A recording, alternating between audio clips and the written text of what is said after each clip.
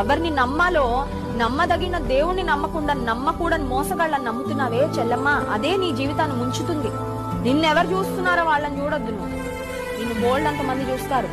Road మీదకి వెళ్తే ఒక ఆడపిల్ల అనగానే బోల్డ్ అంత మంది చూస్తారు. నిన్ను చూసే వాళ్ళందరూ నీ ఫోకస్ వాళ్ళకి ఇవ్వక్కర్లేదు. నువ్వు దేవుని మీద ఫోకస్ చేయాలి, అది ముఖ్యం. నీకు నిన్ను చూస్తున్న ప్రతి వ్యర్థమైన చూపుకు నువ్వు విలువిచ్చి రెస్పాండ్ అయ్యావంటే మునిగిపోతావు, అంతే. నాశనం అయిపోద్ది జీవితం.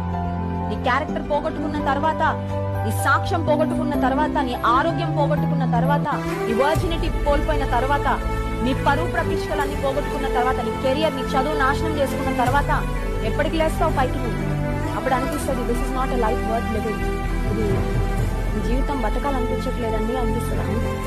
ఆ దౌర్భాగ్య స్థితి రాకముందే, ఆ స్థితి రాకముందే